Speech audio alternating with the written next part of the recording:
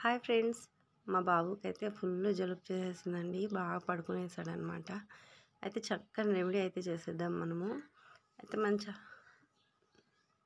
మా ఇంట్లో ఉన్నటువంటి తమలపాకుల చెట్టు అనమాట. ఇందులో పెద్ద పెద్ద ఆకులు 3 అయితే తీసుకున్నాను నేను. ఈ 3 ఆకులతోటి చిన్న రెమెడీ అయితే చేసేద్దాం.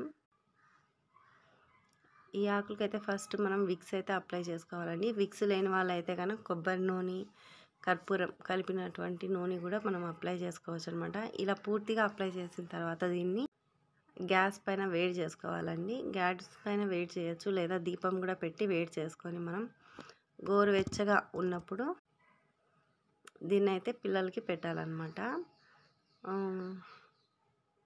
ఇదిగో ఈ విధంగా ఛాతీ మీద అయితే తొట్టెమైతే తుంచేయాలండి. తీసేసి మనము నీట్గా ఇలా ఛాతీ మొత్తం అప్లై అయ్యేలాగా అప్లై చేసుకోవాలన్నమాట. నేనైతే టైట్గా ఉన్నటువంటి టీ షర్ట్ వేసానండి. ఎందుకంటే కొంచెం చిన్న పెట్టుకోడు అన్న ఉద్దేశంతో నేనైతే అలా వేసాను అనమాట.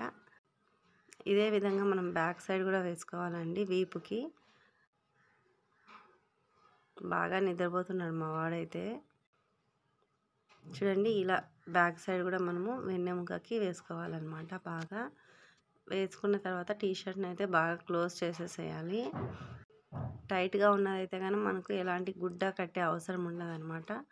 నేనైతే చిన్నపిల్లాడు కాబట్టి ఇలా టైట్గా ఉన్నది నిద్రపోతున్నప్పుడు చేశాను. ఇదిగోండి, ఇంకొకటి అయితే నెత్తిమైన తల మీద వేశాను.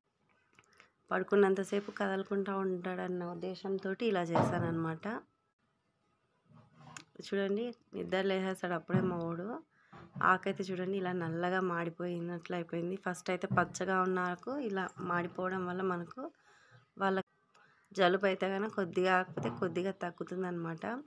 ఈ రెమెడీని అయితే నేను 3 టైమ్స్ చేస్తానండి. డేలో 2 or 3 టైమ్స్ చేస్తే బెస్ట్ యూజ్ అనేది తెలుస్తుంది. Thank you for watching. మన ఛానల్ని అయితే సబ్స్క్రైబ్ చేసుకోవడం మర్చిపోకండి.